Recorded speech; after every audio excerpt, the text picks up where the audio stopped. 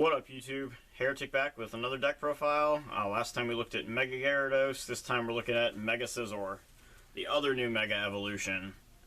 So, go ahead and get right into that. We run 3 and 3, Scizor-EX, Mega Scizor. And unlike Gyarados, we actually attack with both of these guys. Now, I have another deck list that just primarily uses regular Scizor, because it just gets like super tanky with stuff like Hard Charm, Fighting Fury Belt, Reverse Valley, just all that kind of fun stuff. But for this build, we have ways to attack with, like I said, with both of these. Of course, low energy costs are very beneficial, especially when you have Bronzong. I'll get into that here in a second, but for now, we'll start with a 3-3 line. Mega Scizor's attack, which is the deck's featured attack for 2 metal, does 120 and gives you the option to discard either a special energy card attached to your opponent's active Pokemon or a stadium card that is in play. So, not too bad. So we got those guys. Next, we have a 2-2 Bronzong line to accelerate energy, because Metal Links, you know, it's pretty good. We also play 2-2 Zoroark. This actually comes into play a lot when you're looking to attack with the regular Scizor-EX, because his second attack does 50 damage for 2 metal, but if Scizor just came off the bench that turn, then it goes all the way up to 110. And this is pretty solid, especially, you know, because you're not always going to gain that the Mega Evolution right when you need it. I mean, we try to get that as consistently as we can, but sometimes it doesn't quite work out. So by using Zoroark, we can use Stand In and then simply retreat with a Float Stone. You can also do that to allow Bronzong to accelerate energy with Metal Links, and then use Gale Thrust with Scizor for 110 damage, which will then proceed to two-shot pretty much anything in the game, almost. So pretty effective kind of deal going on there. Then we got the 4 Amigos, if you want to call them. We got Aegislash-EX, and we got Seismitoad. We got Hoopa to search out all the EXs because he's got lots of targets. And then we got Lugia. Again, just pretty good synergy. Aegislash, Seismitoad, and Lugia with Bronzong, and then Hoopa just to search those 3 and all of our Scizor lines out, as well as 2 copies of Shaman EX that we use to draw cards. So, fun stuff. Next, we got 4 copies of Professor Sycamore. Draw supporter, because it's pretty much mandatory.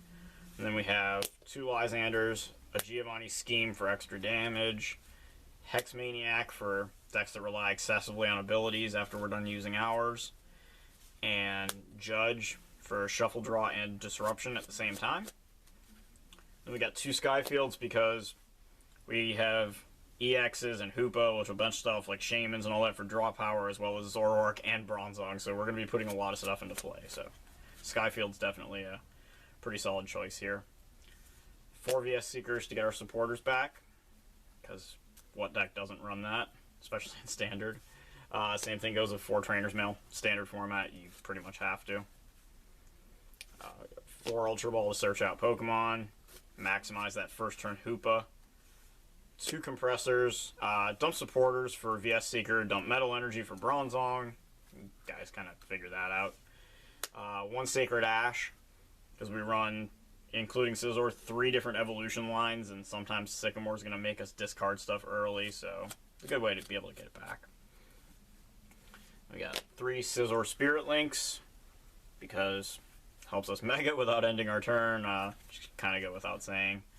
2 Float Stones, so stuff doesn't get stuck in the active. Put them on Zoroark, Stand In, Free Retreat, stuff like that. We got 4 Shield Energy. I think this is actually the first deck I've ever used this card in. I debated whether or not I wanted to run Shield Energy in here since we are playing the Mega. In the straight-up regular Scizor build, I think you definitely want them. But nonetheless, you know, with Mega Scizor has 220 HP, that's nothing to scoff at. So being able to reduce damage by 10 or 20, especially considering we can't really easily get a Hard Charm or anything on there since Spirit Link, definitely a pretty effective card. You can definitely screw up some math, but you also got to make sure we have enough basic metals for our non-metal type attacker, which primarily would be Zoroark and Lugia. So we have 5 basic metals to work with Bronzong, who can recycle those. if you need to get more energy in the discard, you could manually retreat. But mainly we want to attack with Scizor if possible.